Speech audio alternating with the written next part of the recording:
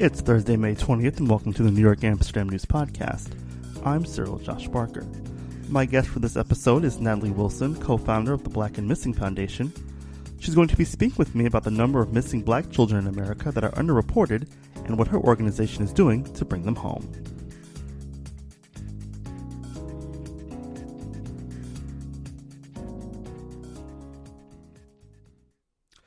Well, for the last several weeks, the Am News has been highlighting the issue of missing black girls.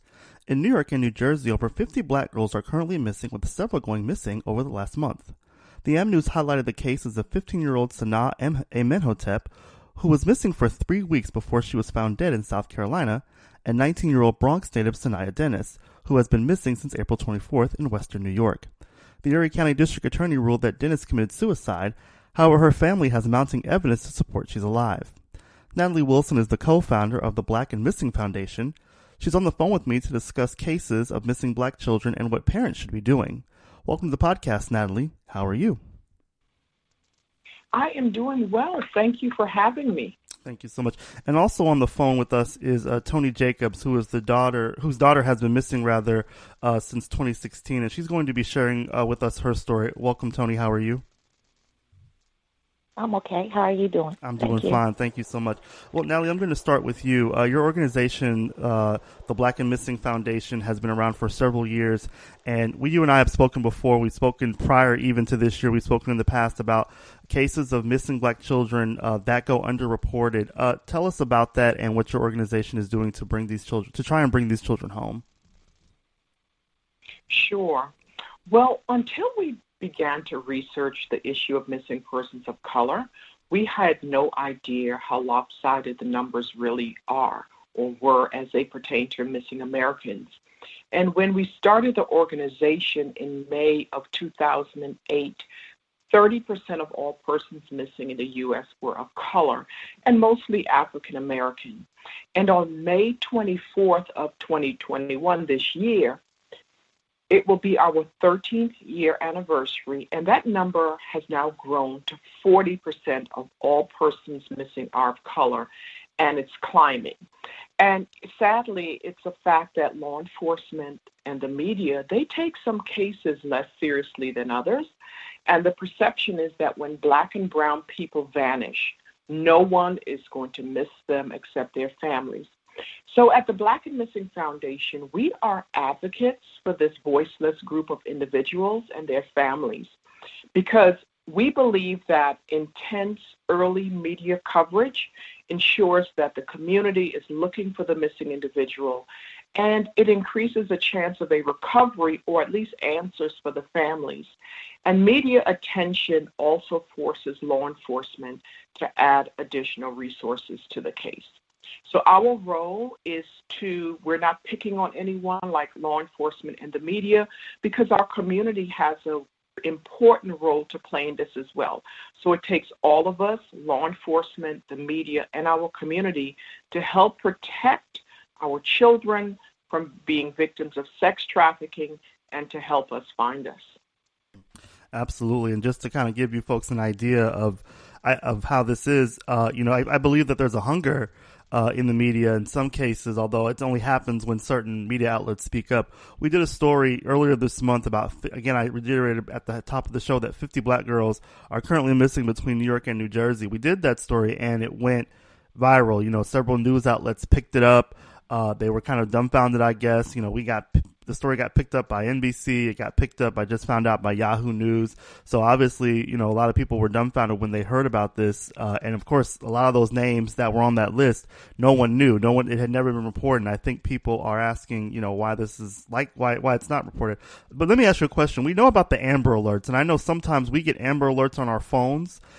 Is that not a tool that's being used properly with our children? Because I get them sometimes on my phone if I'm out or commuting or in my home. We get an alert on our phone about a child that has gone missing or has been snatched. Is that something that's not being used with our children, or how does that work? So what we're finding as we are working with families is that law enforcement, they're classifying our children as runaways. And if you're classified as a runaway, you do not receive, or your child does not receive, the Amber Alert So therefore, you do not receive any type of media coverage at all. So that's something that we're trying to change, the classification by law enforcement of our children. And even though they left home voluntarily, we need to look for these missing individuals, because ultimately we need to know, what are they running away from and what are they running away to? We do know that within 24 to 48 hours of being on the streets, these kids are propositioned for sex. They're, lured into sex trafficking. So that's a whole nother issue that we have to deal with. But to answer your question, it goes back to the way law enforcement is classifying our children as a runaway, so they do not receive the Amber Alert or any type of media coverage. Okay. And there's one more thing I do want you to touch on before we get to Ms. Jacobs. And you and I had a very eye-opening conversation a few weeks ago when I interviewed you about online digital phones and how that's, causing or one of the causes of a lot of our children missing. Can you get into that just for a minute? And we're going to circle back to it. But tell me, just kind of glaze over the whole digital aspect of missing Black children, rather. Sure. So as technology continues to evolve, our children are spending an increased amount of time online, and they are meeting these predators. I mean, we use social media for good, which is to bring awareness to our missing.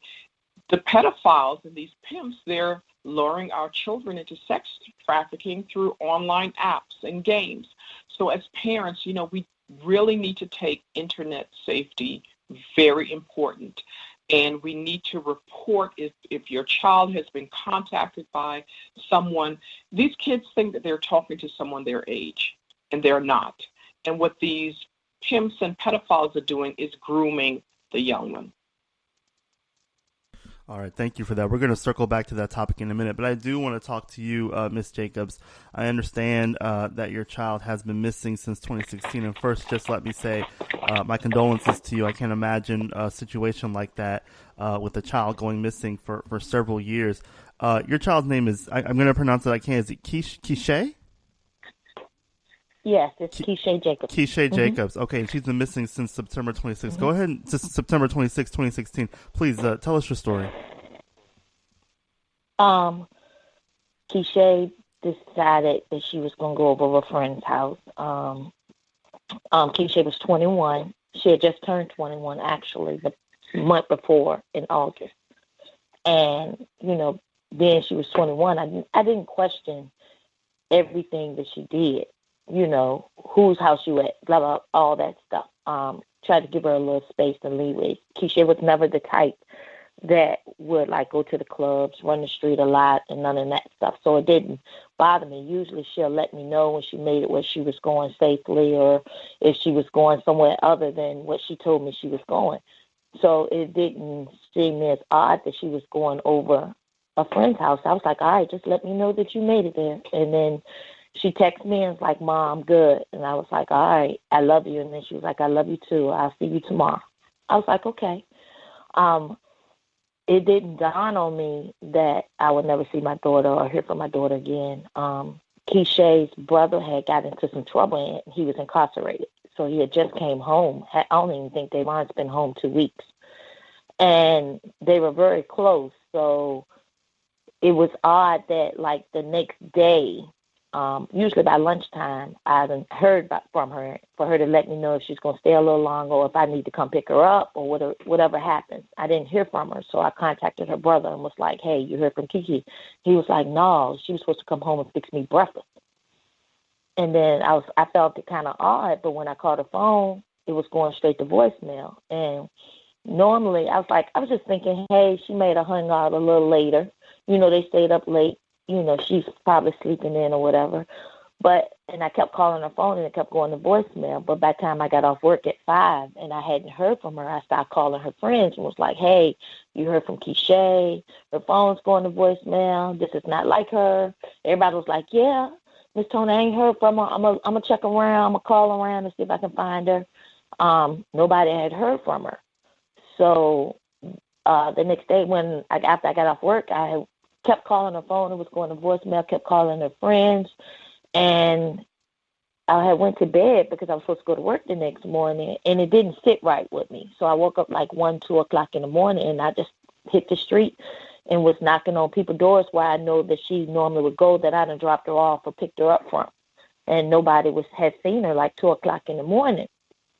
So I went to the police station and tried to report her missing. I had called my sister that lived in Vegas, and I was like, hey, Keisha's missing. I'm crying. I can't find her. She was like, just report her missing. So I tried to report her missing. The police officer that I talked to, he was like, how you know she just don't want to be bothered? You know, that's the attitude I got. She's 21. How you know she just don't want to be bothered? I was like, because this is not my child. She contacts me about everything.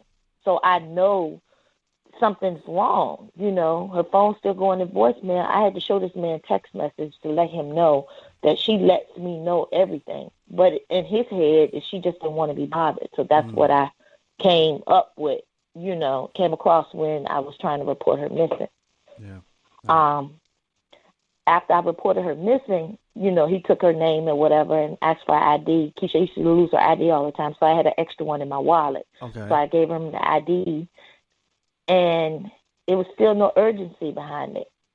So I went home, and it was days. I done called the police station and was like, hey, I haven't heard from anybody. Is anybody looking for her? And it was like, a detective would contact you. And nobody ever contacted me. I think, like, we was having, my friends got together at Shemaraza Park area, and we went door to door, passing out flyers and all this other stuff. And I still hadn't heard from the police. So this is like going on a week later, and nobody has contacted me until somebody that lived in the house where she was last seen contacted me and told me that, you know, I can have access to this home. Mm-hmm. This is the house where she was last seen at, and anything you need, you can get it. And it just so happens that the people who lived in the house is kin to one of my nephews. He's down the line, his wife's great-grandmother or something. So they gave me access to the home, and they called the police and was like, look, y'all don't need no search warrants. You don't need nothing. Just come in this house and do what you need to do. Mm-hmm. But it took them a whole week before they even took it serious or the police showed up or showed any interest in the case at all. And I know from watching all these crime stories and everything, because I watch special victims and all that, 24 hours is the most urgent time for you to find, if you're going to find someone that's missing. Absolutely. And they waited a whole week. Wow. And then, like, it was like, I was like at an awe. And then they waited like almost 2 years before they decided to put out there that foul play was suspected in Keeshae's case. When they knew it from day one. You know, they knew it from day one that Keeshae just didn't leave. And the person that last seen her, you know, this person is incarcerated. They haven't come out and said that this is a person of interest, but this is the last person to seen her. And he's incarcerated for abducting, beating another female. Wow. And the police still hasn't released his name or say he's a person of interest at all. And he's been in jail for that. And I think he gets released this year. And they tried to talk to him, but it's like they said he refused to talk. Right. Okay, then what else can you do? You know what I'm saying? Something else needs to be done. This man knows what happened to my daughter. You know? So that's why I'm a little frustrated. I'm sorry. Okay. That's totally understandable. I wanted to give you the space to be able to talk about this because I think that we all need to hear firsthand what it's like. Your daughter was last seen in Richmond, Virginia. Is that correct? Yeah. Okay. Off of Broad Street. Yeah. Okay. And you're located in Virginia as well, or where are you? Richmond. You're in Richmond. Okay, Richmond, you're in Richmond as well. Okay.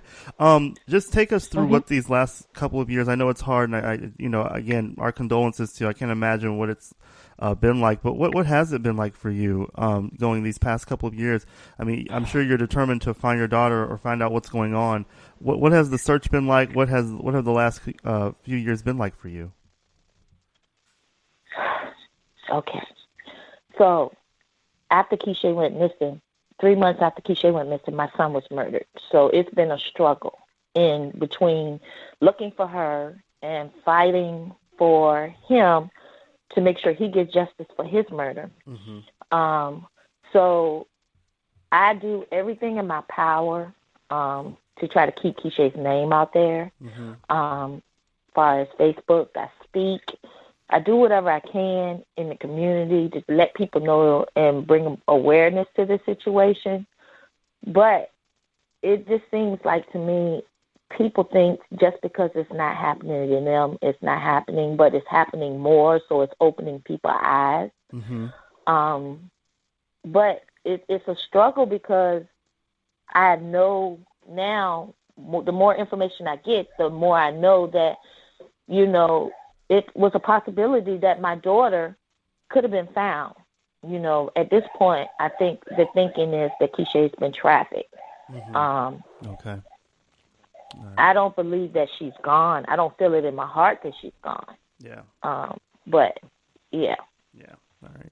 And Natalie, we're hearing what Miss Toni just told us is something that sounds a little familiar. This same similar situation happened with the young lady in Western New York, Sanaya Dennis, whose family is saying that she would not just stop contacting us. She keeps constant contact with us. She's always in touch with us.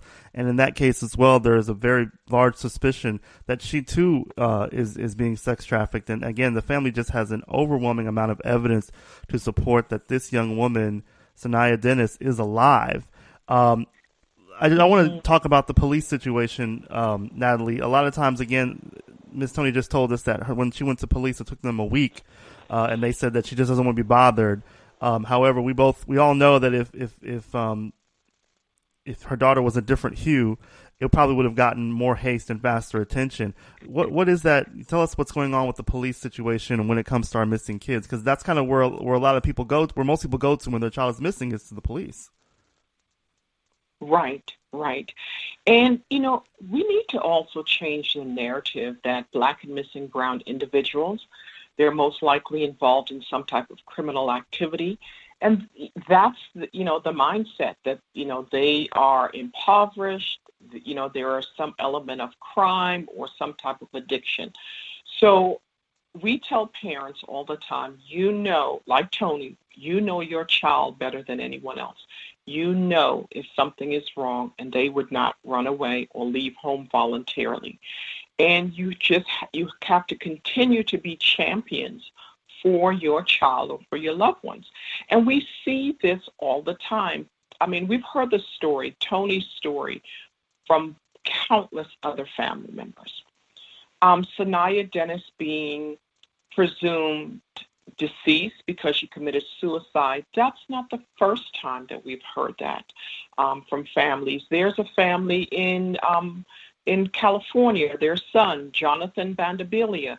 Law enforcement told them that their son committed suicide, and they refused to believe it. So again, it's holding these public servants, law enforcement, accountable so that they can investigate properly. Right.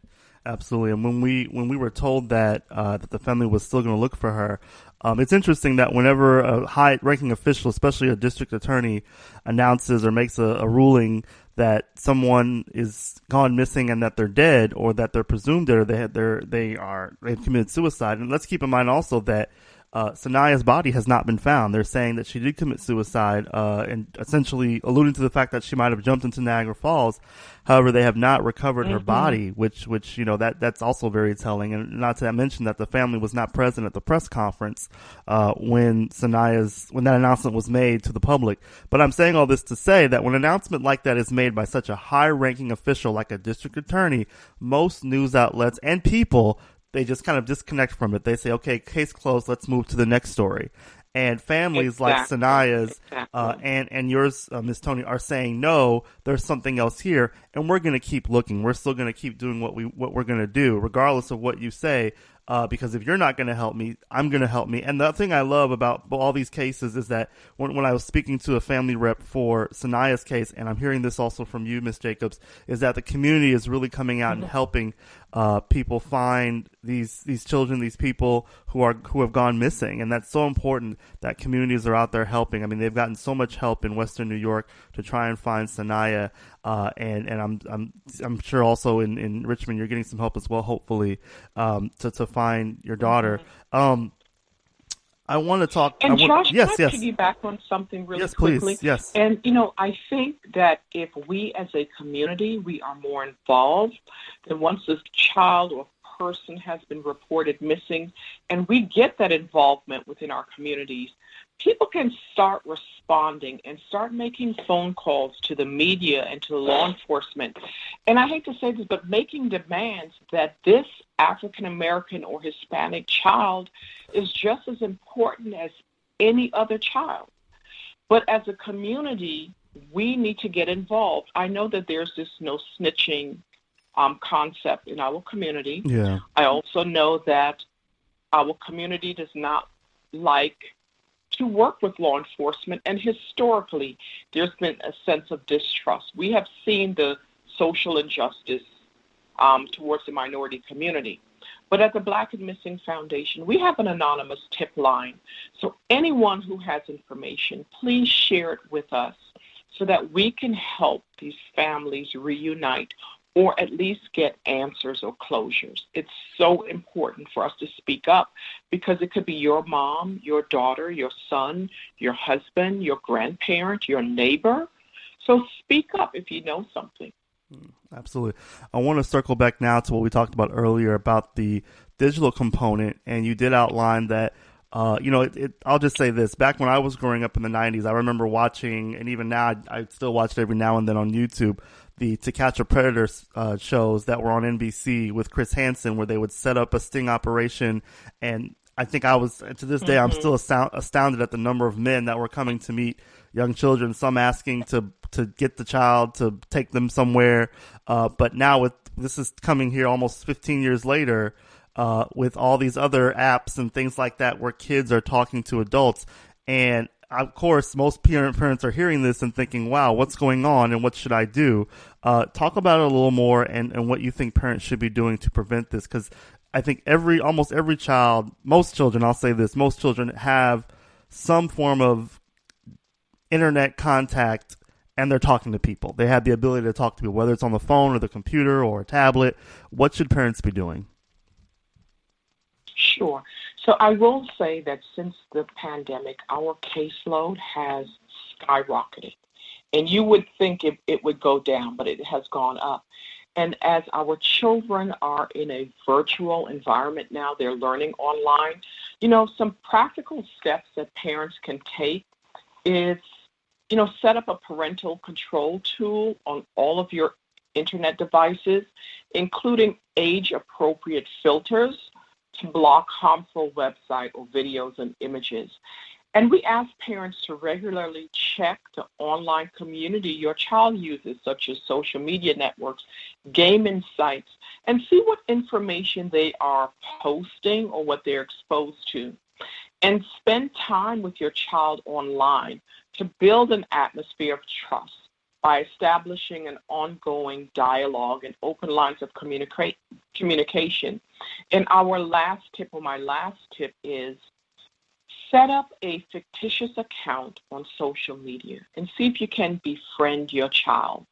You'll be surprised once you start grooming them or they become comfortable with you, they would share personal information.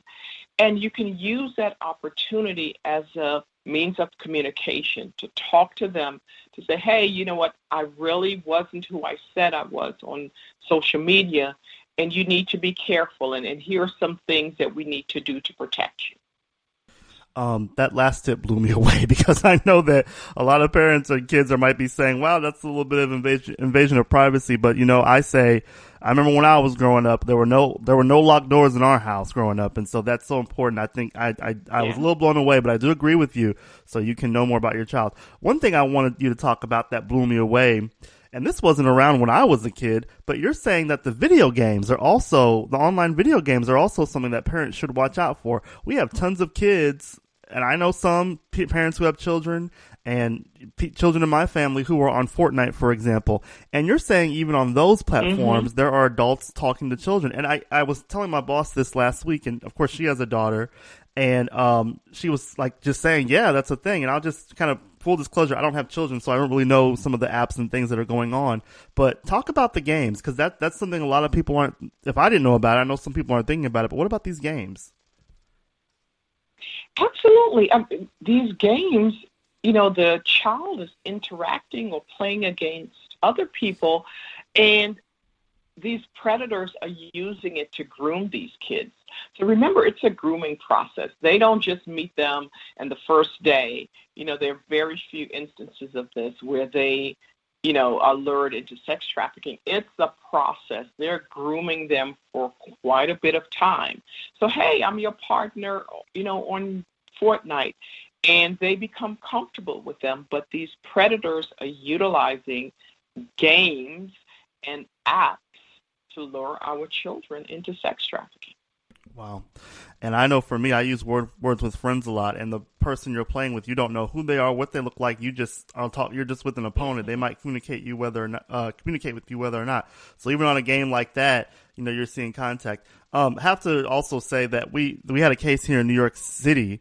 Actually, I'm in the Bronx, and we had a case not too far from the Bronx cases, rather, where there was a fairly decently sized, large sex trafficking ring that was disbanded, and there were several men taken into custody. And it just kind of shocked me because one of the hotels was about a mile from me, and they were using hotels here in the Bronx to sex traffic girls. And the way that they found the guys that were doing this was they set up fake online profiles to try and as decoys to try and catch these guys. But in turn, the men were using ads and apps and social media to try and lure these girls with food and different things to try and lure them into going with them, and that's how they got into the sex trafficking.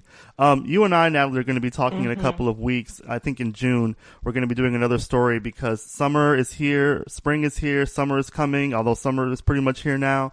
And you told me this week rather, that children in general tend to go missing more in the summer and the spring, and especially we're going to start seeing that as COVID-19 restrictions are lifted and people are going to start going out more. What's this thing about summer and spring being a prime time for children going missing? Yes, so according to FBI stats, more kids disappear or vanish during the spring and summer months than ever before. And if you think about it, they're at home. I know I was a latchkey kid. My mother couldn't afford a babysitter, and she had to work. So the kids are at home. They don't have anything to do. And, again, they're online, and these predators are, preying on them. So I'm looking forward to the discussion on providing parents with more information as to how to protect their kids, especially as the restriction is being lifted. And many parents, I was reading an article, that's their number one concern, providing or having adequate, babysitting or daycare coverage for their child. All right. And Ms. Jacob, I'm going to give you the last word. I would like for you to tell us what your next steps are, and where everything is going with you, and what your plans are to try and find your daughter.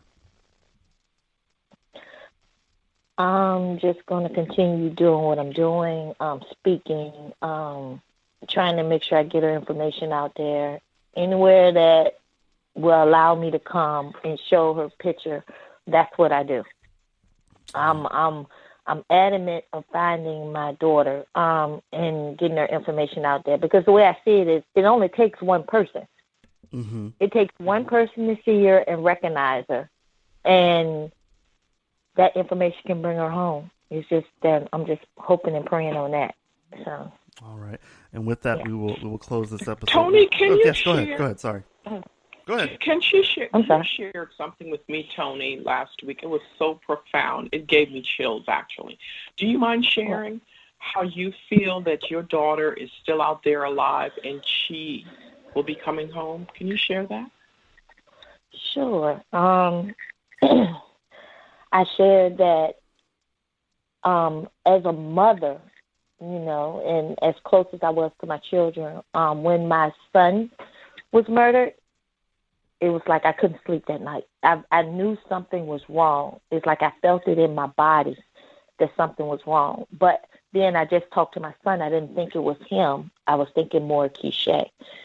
And then I got the knock on the door, and they told me my son was shot. Not the police, but somebody, my nephew.